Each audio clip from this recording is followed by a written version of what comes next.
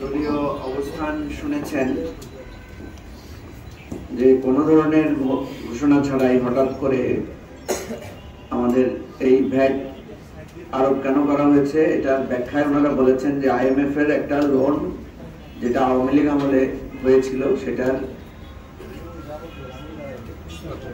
সেটা একটা লাস্ট কিস্তিটা ছাড় করানোর জন্যই এই ২৭,০০০ কোটি টাকার একটা আমাদের রাজস্ব আয় কাভার করার জন্য এই ভ্যাটটা আরোপ করা হয়েছে। খুবই দুঃখজনক ব্যাপার যে কোন কোন উপদেষ্টা বলেছেন যে এটাতে নাকি জনমানুষের কোনো ভোগান্তি হবে না। ভোগান্তিটা কার হবে? আপনারা জানেন যে আমাদের বন্দরে যে দুর্নীতি হয় এবং সেখানে যে ট্যাক্স ফাঁকি দেওয়া হয় এবং আমাদের বিভিন্ন শুল্ক ফাঁকি দিয়ে বন্দরের বড় বড় রুই কাতলারা যেভাবে টাকা হাতিয়ে বেগমপাড়ায় বাড়ি বানান, এই দুর্নীতিটা রোধ করতে পারলে প্রতি মাসে ১,০০০ কোটি টাকা আমাদের রাষ্ট্রের আয় বাড়ে। অর্থাৎ এই যে সরাসরি ট্যাক্সের দিকে গুরুত্ব না দিয়ে পরোক্ষ করের দিকে গুরুত্ব দেওয়ার কারণে যেটা হচ্ছে গরিবের উপরে আঘাতটা পড়ছে।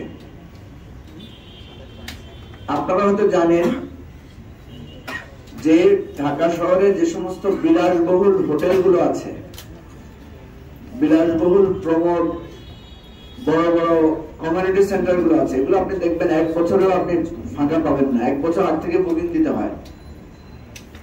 এই সমস্ত এই প্রমোট কমিউনিটি সেন্টার গুলোতে বড় লোকদের নানা ধরনের অনুষ্ঠান হয়। তাহলে আমরা তো দেখতে পাচ্ছি আমাদের দেশে ধনীর সংখ্যা দিন দিন বাড়ছে, কিন্তু অন্যদিকে আমরা দেখতে পাচ্ছি ফুটপাতে মানুষ বাড়ছে। রাস্তায় গাড়ি দাঁড়ালে আপনি দেখবেন কিছুক্ষণ পর পর টক টক করে আওয়াজ করে ভিক্ষুকেরা। আপনারা নিজেরাই বুঝবেন অতীতের চাইতে এটার পরিমাণ অনেক বেড়েছে। কি বলেন, বেড়েছে না?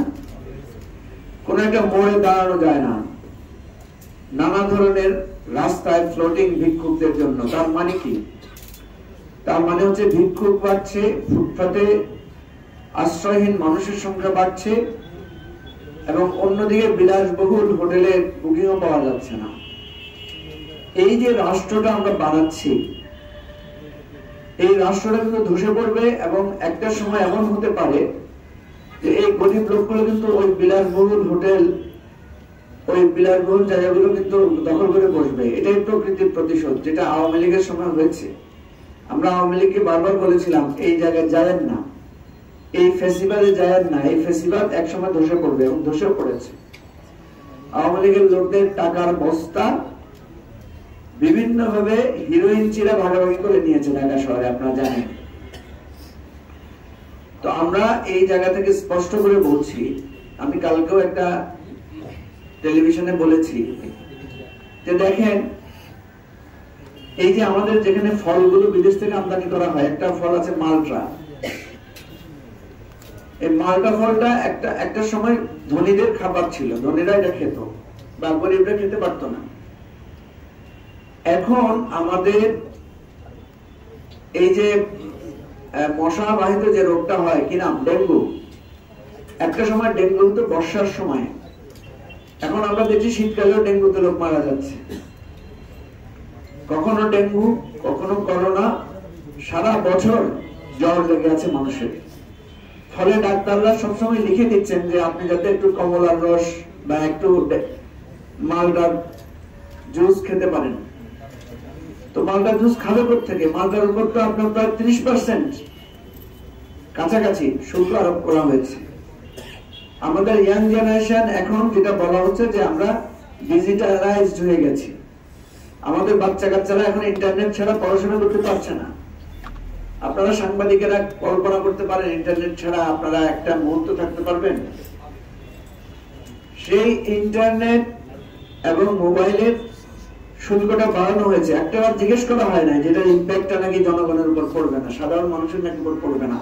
এই লোকগুলো কি শিক্ষিত বলবেন নাকি জালেম জুলুমবাজ বলবেন? আপনারা বলেন।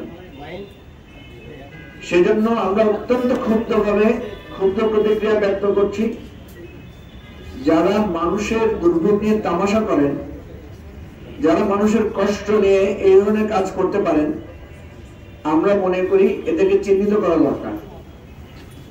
এদেরকে চিহ্নিত করা দরকার, এদের বিরুদ্ধে ব্যবস্থা নেওয়া দরকার। এরা হয় ষড়যন্ত্রকারী, না হয় এরা জনগণের দুশ্মন। আমি শুধু একটা কথা আজকে বলি আপনাদেরকে, আমরা যখন গ্রামে গঞ্জে যাই, আমরা যখন সাধারণ মানুষের সাথে মিশি, তখন আমরা লোকদেরকে জিজ্ঞেস করি যে ভাই আপনারা কি ট্যাক্স দেন? তো বেশিরভাগ লোক বলে যে না, আমরা তো ট্যাক্স দেই না। অল্প 10-15 জন হাত তোলে। তো বাকিদেরকে যখন জিজ্ঞেস করা হয় আপনি কি ট্যাক্স দেন না, বলতে না, আমি কোথেকে দিব ভাই, গরিব মানুষ। কি করেন আপনি? রিক্সা চালান। আপনার কি মোবাইল ফোন আছে? বুঝে হ্যাঁ আছে তো, একটা গরিব গরিব একটা আছে। তো মোবাইলে কথা বলেন না? হ্যাঁ বলি তো। আপনি কি জানেন প্রতি 1 টাকায় আপনি যে কথা বলেন সেখান থেকে সরকার পরোক্ষভাবে একটা ট্যাক্স নিয়ে যায়? সে জানে না এটা ভালো করে। যখন তাকে বোঝানো হয় আপনার মোবাইলের কথা বলা, আপনার চাল ডাল কেনা, আপনার জামা কাপড় ব্যবহার করা, প্রতি জায়গায় পরোক্ষভাবে সরকার ট্যাক্স নিচ্ছে। এবং হিসাব করে দেখলে দেখবেন একজন রিক্সাওয়ালা অন্তত মাসে 400-500 টাকা ট্যাক্স দিচ্ছে। তো মাস বছরে হিসাব করলে কত? কারো 2000, কারো 3000, কারো 5000 টাকা পর্যন্ত ট্যাক্স পড়ে, পরোক্ষ ট্যাক্স। তাহলে দেখেন, একটা রিক্সাওয়ালা পর্যন্ত 3000 টাকা ট্যাক্স দেয়, একটা ভিক্ষুক পর্যন্ত ট্যাক্স দিচ্ছে। তাহলে এই তথ্যটা, এই জ্ঞানটা আমাদের সাধারণ মানুষের নাই। সাধারণ মানুষ যখন বুঝবে যে আমি বছরে 5000 টাকা সরকারকে দেই, আর এই লোকেরা, এই সরকারের লোকেরা আমাদের টাকাগুলো দিয়ে তারা মौज मस्ती করে, বিদেশে ঘুরে, বাইরে বিল্ডিং ফ্ল্যাট কিনে, ছেলে মেয়েদের নামে ফ্ল্যাট কিনে, তারপরে কুরবানির সময় লাখ টাকা দিয়ে ছাগল কিনে, দেখেছেন না আপনারা? একদিন অবশ্যই আমরা এই খেটে খাওয়া মানুষকে জাগ্রত করব এবং তাদেরকে বুঝাই দেব যে আপনাদের টাকাগুলো এখানে এখানে আছে। আমরা জানি এটা যদি করি তাহলে সমাজে বিশৃঙ্খলা দেখা দিবে। কিন্তু একটা দিন, আজকে যে ভিক্ষুক আপনার দরকার টোকা দিচ্ছে, পরিস্থিতি যদি খারাপ হয়, এই 100টা ভিক্ষুক আপনাকে কলার ধরে গাড়ি থেকে নামায় দিয়ে গাড়িটা নিয়ে নেবে। এরকম বিশৃঙ্খলা সমাজে হবে। মানে এই দুর্নীতির, এই লুটপাটটা বন্ধ করেন প্লিজ। দেশটাকে আর ধ্বংস করেন না। দেশটাকে এমন জায়গায় নিয়ে যাচ্ছেন, এরপরে দেখবেন ভিক্ষুকের জন্য রাস্তায় ঘরে হাঁটা যাচ্ছে না এবং সমাজে বিশৃঙ্খলা তৈরি হবে। এটা আমরা প্রতিধ্বনি শুনতে পাচ্ছি।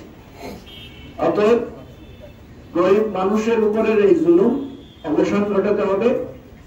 আমরা যে রাজনীতি শুরু করেছি সেটা হচ্ছে অধিকার সচেতনতা রাজনীতি। আমরা প্রত্যেকটা মানুষকে জানাবো যে তুমি রাষ্ট্রকে কি দিচ্ছ আর তুমি রাষ্ট্র থেকে কি পাচ্ছ। আমরা মানুষকে এটা কানে কানে গিয়ে বলবো, মানুষের দ্বারে দ্বারে গিয়ে বলবো যে সে কিভাবে বঞ্চিত হচ্ছে, কিভাবে তাকে শোষণ করা হচ্ছে। এবং সেই দিন খুব সামনে আসছে। অতএব আমরা সরকারকে সহ সবাইকে সতর্ক করছি, দেশটাকে ঘুরে দাঁড়াতে হবে। রাষ্ট্র একটা বিপ্লব করেছে, এই বিপ্লব প্রত্যেকটা স্তরে এই পরিবর্তন আনতে হবে। এই পরিবর্তন না আনলে এই রাষ্ট্র টিকবে না, এই সমাজের এই বন্ধন থাকবে না।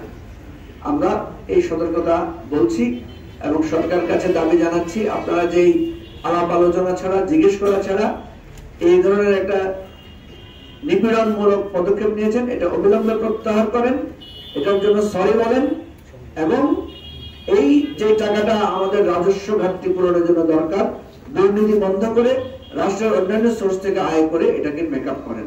সবাইকে ধন্যবাদ। আসসালামু আলাইকুম। প্রশ্ন? আমি একটা প্রশ্ন আছে, সেটা হচ্ছে আপনি কথা বলছেন কিন্তু আমি একটা জিনিস বেরিয়ে গেছে, সেটা হচ্ছে যে আমরা বিগত সরকারের সময় দেখেছি যে কর্পোরেট ট্যাক্সের নামে বিভিন্ন বড় বড় কোম্পানিতে 4000 কোটি, 5000 কোটি, 3400 কোটি টাকা ওদেরকে ভ্যাট মকুব করে দিয়েছে। যার কারণে ওই ইম্প্যাক্টটা কিন্তু আমাদের উপর পড়ছে। এই সরকার মানে এইগুলাকে মেকআপ করে কিভাবে মানে পুনরুদ্ধার করতে পারে, এই জনগণের উপরে চাপ কমাতে পারে? দেখেন, ওই টাকাটা তো লুট হয়ে গেছে। যে টাকাটার কথা আপনি বলছেন, যে সালম, বসুন্ধরা, বিভিন্ন সময় আমরা দেখেছি বিভিন্ন গ্রুপকে আপনার হাজার হাজার কোটি টাকা ভ্যাট মকুব করে দেওয়া হয়েছে। মানে এটাই হচ্ছে লুটেরা মডেল, যে রাষ্ট্র বানানো হয়েছে গরিব মানুষকে সাহায্য করবার জন্য, রাষ্ট্র বানানো হয়েছে অসুস্থ মানুষকে চিকিৎসার ব্যবস্থা করবার জন্য, রাষ্ট্র বানানো হয়েছে অশিক্ষিত লোকদেরকে শিক্ষিত বানানোর জন্য, রাষ্ট্র বানানো হয়েছে দুর্বল মানুষদেরকে নিরাপত্তা দেওয়ার জন্য। কিন্তু এই রাষ্ট্রগুলোতে দেখবেন এই মানুষগুলোই সবচেয়ে বেশি নিপীড়িত। অতএব যাদের জন্য রাষ্ট্র বানানো হয়েছে লড়াই করে, যুদ্ধ করে, রক্ত দিয়ে, তারা সেই রাষ্ট্রের কোনো বেনিফিটটা পাচ্ছেন না। তো সেখানেই আমরা বলছি যে সকল পরোক্ষ কর গ্র্যাজুয়ালি রাষ্ট্রকে বিলুপ্ত করে ফেলতে হবে। পরোক্ষ কর থাকলেই হচ্ছে রাষ্ট্রে বৈষম্য তৈরি হবে, গরিব মানুষের উপরে করের প্রেসার বাড়বে।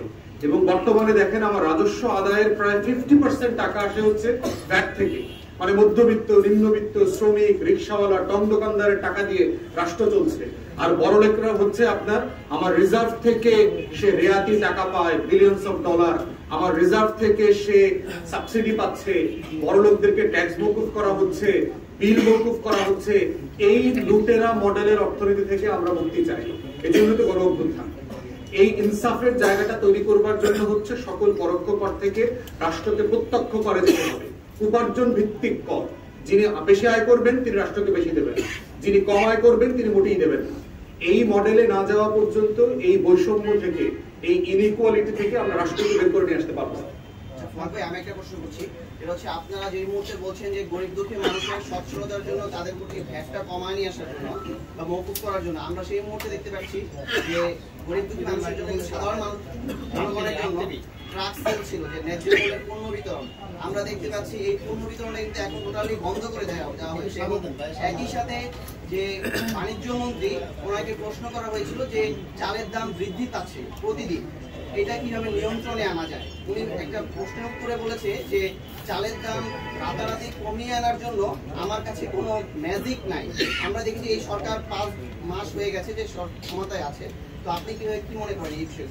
প্রথম কথা হচ্ছে অবশ্যই টিসিবির ট্রাকের ব্যাপারে ইতিমধ্যে আমরা বলেছি যেটা সম্মানজনক না। মূল বিষয় যেটা হচ্ছে যে কম দামে গরিব ন্যায্য তার ভিত্তিতে দোকান থেকে পণ্য কিনতে পারবে এমন একটা অ্যারেঞ্জমেন্ট দরকার।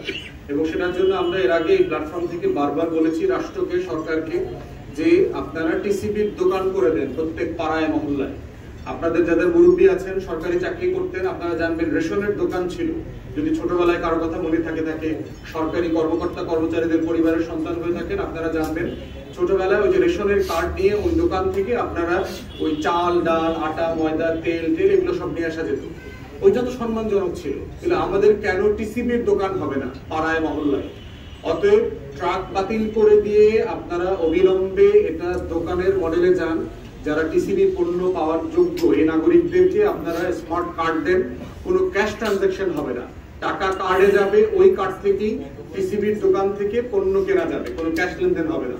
আর ইতিমধ্যে ট্রাক সার্ভিস যেটা ছিল, কোনো নোটিশ ছাড়া, কোনো কারণ বলা ছাড়া হুটহাট করে এটা বন্ধ করে দেওয়াটা আরেকটা হচ্ছে হঠকারী সিদ্ধান্ত। এবং এই যে মানে দুই ধরনের বিপদে একসাথে ফেললো গরিব মানুষকে, যে তার সস্তায় একটা পণ্য কিনবার 1,500 টাকার 2,000 টাকার একটা প্যাকেজ কিনবার অপশনটাও রাষ্ট্র কেড়ে নিল, আবার তাকে অন্যায্যভাবে বেশি দামে ভ্যাট পে করে পণ্য কিনতে বাধ্য করা হলো। তাহলে গরিব মানুষকে সে দুই পাশ থেকে গলা চাপা দিচ্ছে। এইটা তো গণ অভ্যুত্থানের স্পিরিট হতে পারে না। এই জন্য আমরা উপদেষ্টা মন্ডলীকে বারবার বলছি যে সমর্থন এবং সমালোচনার মধ্য দিয়ে আপনাদেরকে আমরা যেভাবে সাহায্য করছি, এইখানে আমাদেরকে বাধ্য করবেন না আপনাদের বিরুদ্ধে রাস্তার আন্দোলনে যেতে। কারণ দিন শেষে জনগণের লড়াই হচ্ছে আমার ওয়াদা, আমার প্লেজ। আমি কোনো সরকার, আমি কোনো উপদেষ্টার প্রতি আমার কোনো বিন্দু পরিমাণ কমিটমেন্ট নাই। একটা রাজনৈতিক নেতাকর্মী হিসেবে দল আকারে আমাদের কমিটমেন্ট হচ্ছে দেশের মানুষের কাছে, গরিব মানুষের কাছে। মানুষের ন্যায্যতার লড়াই হচ্ছে আমার লড়াই। আমি তাদের জন্যই কথা বলি, আমরা তাদের জন্যই লড়াই করি। অতএব উপদেষ্টা মন্ডলীকে বলছি, খুব সিরিয়াসলি আপনাদের সিদ্ধান্তগুলো রিভাইজ করেন। ভুল সিদ্ধান্ত, বাড়াবাড়ি এবং বাকাওয়াজ, আপনারা সমাজ বিচ্ছিন্ন যে সকল সিদ্ধান্ত নিচ্ছেন সেগুলো থেকে বেরোয় আসেন। চালের দাম নিয়ন্ত্রণ করতে পারছেন না, তো রোডম্যাপ তৈরি করতে হবে। তো চালের দাম নিয়ন্ত্রণ হচ্ছে না, এটা তো একটা বড় বাস্তবতা হইল যে এই সরকার আসার পরে 6টা হিস্টোরিক বড় বড় বন্যা হয়েছে, যেই বন্যাগুলো সাধারণত আমাদের অঞ্চলে হতো না। আপনারা দেখেছেন কুমিল্লা অঞ্চলে যে ব্রাহ্মণবাড়িয়া অঞ্চলে যে বন্যা হয়েছে, নোয়াখালী, লক্ষ্মীপুর, ফেনীতে আমাদের 30-40 বছর এই ধরনের বন্যা হয় নাই। মোমিনশাহী, শেরপুর, নেত্রকোনায় যে বন্যা হয়েছে 30-40 বছর এই ধরনের বন্যা হয়নি। তো আপনি ন্যায্যতার ভিত্তিতে কারণ বলবেন এবং উপদেষ্টার জায়গা থেকে আপনাদের দায়িত্ব হচ্ছে বিকল্প অল্টারনেটটা বলা যে এটা আমার সংকট, আমি এটা এইভাবে মেকআপ করবার চেষ্টা করছি। আমার চালের সংকট আছে, এই দেশ থেকে আমি কিনবার চেষ্টা করছি। আমার প্রোডাকশনে ঘাটতি আছে, এইভাবে কৃষি মন্ত্রণালয়ের মাধ্যমে, কৃষকদের মাধ্যমে আমি প্রোডাকশন বৃদ্ধি করছি। সংকট কতটুকু আছে, এটা মেকআপ কিভাবে হবে, সেই ধরনের কথা না এসে আমি এইভাবে দিব না সেইভাবে দিব, আমার কাছে ম্যাজিক আছে কিনা, এগুলো খুবই অপ্রাসঙ্গিক এবং অভদ্র আচরণ। আমরা উপদেষ্টাদের কাছ থেকে মানবিক আচরণ আশা করি। গরিব মানুষদের ক্ষুধার প্রতি সম্মান দেখায় আপনারা কথা বলবেন। আপনি কোনোদিন অভাবী ছিলেন না বলে অভাবগ্রস্ত মানুষকে নিয়ে খেলবার কোনো এখতিয়ার আপনাদের অন্তর্বর্তীকালীন সরকারের কোনো ধনী উপদেষ্টাকে আমরা দেই নাই। অতএব আমাদের দাবি খুব পরিষ্কার, সংকটগুলোকে অংশীজনদের সাথে পরামর্শ করেন। প্রয়োজনে প্রফেসর ইউনূসের নেতৃত্বে যে জাতীয় ঐক্যমতের কমিশন তৈরি করা হয়েছে তাদের নেতৃত্বে রাজনৈতিক দলগুলোর সাথে আপনারা বসেন। যেখানে যেখানে যে অংশীজনের সাথে বসা দরকার আপনারা পথ খুঁজে বের করেন। আপনারা এক্সপার্টদের কাছে জিজ্ঞেস করেন যে কিভাবে চালের এই সিচুয়েশনকে হ্যান্ডেল করা যায়, অ্যাড্রেস করা যায়। চায়না, ভিয়েতনাম, দক্ষিণ আমেরিকার বহু রাষ্ট্র এই ধরনের সংকটকে তারা 80-90 দশক থেকে মেকআপ করেছেন। তাদের এক্সপিরিয়েন্স গুলো থেকে শেখার চেষ্টা করেন যে কিভাবে কাস্টমাইজ করা যায় বাংলাদেশে। একটা সংকট পার্মানেন্ট সংকট হতে পারে না। আমার প্রতি বছর চিনি নাই, আমার প্রতি বছর পেঁয়াজ নাই, আমার প্রতি বছর আলু নাই, প্রতি বছর চাল নাই। একটা রাষ্ট্র তো একটা সংকট দশক মেনটেন করতে পারে না। একটা রেজলিউশনে তো রাষ্ট্রকে আসতে হবে। অতএব আমরা অন্তর্বর্তীকালীন সরকারকে বলছি, সিরিয়াসলি রেজলিউশনে আসেন, রিজলভ করেন। এই ক্রাইসিস আমরা বারবার আপনাদের কাছ থেকে শুনতে চাই না। We are sick and tired. গরিব মানুষকে কষ্ট থেকে, বিড়ম্বনা থেকে রেহাত দেন। ধন্যবাদ।